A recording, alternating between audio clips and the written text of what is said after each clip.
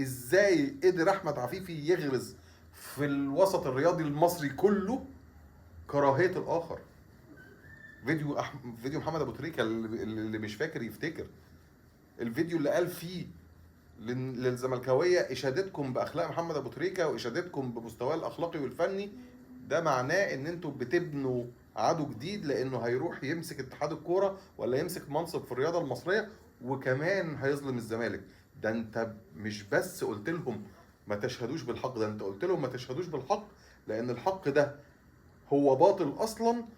وانت اعتبرت ان ابو تريكه هيروح يمسك منصب ويظلم بيه نادي الزمالك، فانتوا بناء عليه مش ما تشيدوش، ده انتوا ما تشيدوش وتهاجموه وتقللوا منه وما تشيدوش باخلاقه وحاجه كده يعني في منتهى السخف.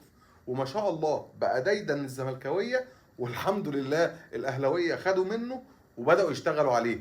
يا فرحتي. انا بس عندي رساله لاحمد عفيفي.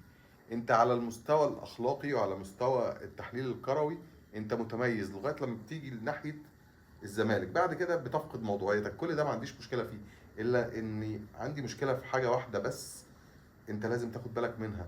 انت كل واحد غلط في ابو تريكه او ما بعده، وكل واحد غلط في لعيبه الزمالك بناء على المنهج اللي انت اسسته في ميزانك.